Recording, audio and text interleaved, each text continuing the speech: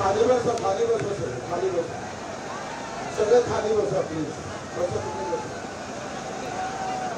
बैठो पीछे जाओ पीछे जाओ पीछे जाओ पीछे जाओ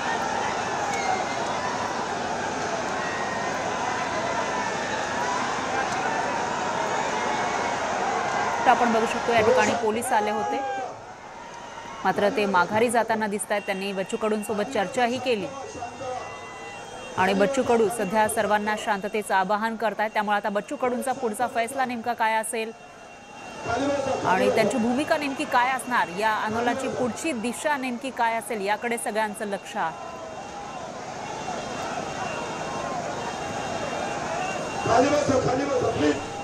खाली बसा सर शांत व्हा खाली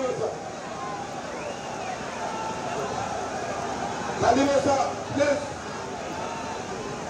खाली बसा। परत पाठवल्याची माहिती समोर येते। पोलीस या ठिकाणी आले खरे, मात्र ते माघारी फिरलेले आहे कारण आंदोलकांनी त्यांना परत पाठवलंय। त्यामुळे आता या आंदोलकांची पुढची भूमिका नेमकी काय आहे याकडे सगळ्यांचं लक्ष आहे, संपूर्ण राज्याचं लक्ष लागलेलं आहे। कारण शेतकऱ्यांना संपूर्णपणे कर्जमुक्ती द्या अशी मागणी बच्चू कडूंची आहे। बच्चू कडूंच्या नेतृत्वात शेतकऱ्यांचा हा महाएल्गार मोर्चा नागपूरमध्ये धडकला आहे आणि त्यामुळे मोठ्या प्रमाणामध्ये रस्ते जाम झाल्याचं पाहायला मिळालं होतं आणि याच पार्श्वभूमीवर सुमोटो दखल कोर्टाकडून घेण्यात आली। कोर्टानं 6 वाजेपर्यंत रस्ते मोकळे करण्याचे आदेश दिले खरे आणि तेच आदेश घेऊन पोलीस या ठिकाणी आले सुद्धा, मात्र आंदोलकांनी त्यांना माघारी पाठवल्याची माहिती समोर आलेली आहे। तर थोड्याच वेळापूर्वी बच्चू कडूंची एक प्रतिक्रिया आलेली होती आणि त्यामध्ये ते बोलत होते, जेव्हा कोर्टाच्या आदेशाची प्रत आपल्या हातात येईल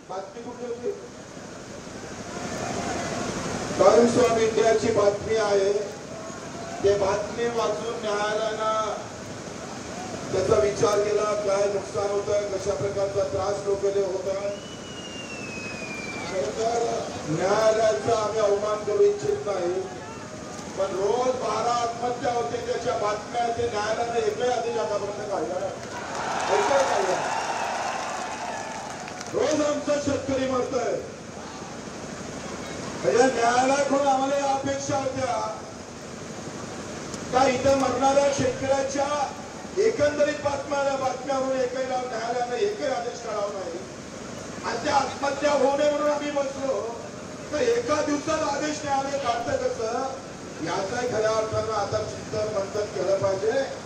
तसा तर प्रोटोकॉल आहे का न्यायालयाच्या बाबतीत आपण काही बोलू नये, पण दिवसांदिवस हा प्रकार जर वाढतच चालला तर मला वाटतं लोकशाहीचा आता घातक ठरेल की काय। अशा प्रकारची व्यवस्था न्यायालयाच्या माध्यमातून होत असेल तर हे अतिशय वाईट आहे। एका बातमीवरून न्यायालय आदेश करतं, निर्णय घेतं, आम्ही ते सगळं मानायला तयार आहे। पोलिसात आम्ही सांगतोय आम्ही इथून तुम्ही मनात दिलं जायला तयार आहे, पण व्यवस्था तुम्हाला जेलाची करावी लागेल। आम्ही इथून हटायला तयार आहोत, आमची व्यवस्था जेलात आपण करावी। न्यायालयाच्या म्हणण्यानुसार आम्ही हे जेल भरो आंदोलन करायला तयार आहे किंवा इथून हटायला तयार आहे, पण पोलिसांनी आम्हाला इथून कोर्ट न्याय आणायच्या जेलात नेण्याची व्यवस्था करावी। बरोबर आहे ना? जेवढी ताकद आहे तेवढी वापरा। आम्ही हात वरते करून सरेंडर होऊन कोर्टात ताब्यात व्हायला तयार आहे। तुम्ही कोर्टाच्या आदेशाचं पालन करा, मी करतो, पण व्यवस्था जेलात करावी लागेल। बरोबर का नाही? म्हणून आता आपण पोलिसांची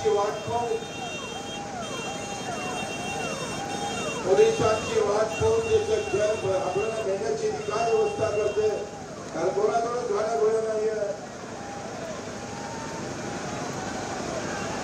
आम्ही इथं थांबाची आमची मानसिकता नाही, न्यायालयाचा अपमान आम्ही करू इच्छित नाही. परंतु आता इथल्या सगळ्या व्यवस्था इथून आम्हाला कुठं न्यायचं आहे ते पोलिसांची जबाबदारी आहे. ती पोलिसांची जबाबदारी त्यांनी पूर्ण करावी. प्रत्येक कार्यकर्ता तुम्ही म्हणा त्या गाडीत बसायला तयार आहे, तुम्ही ते व्यवस्था करावी. बरोबर आहे.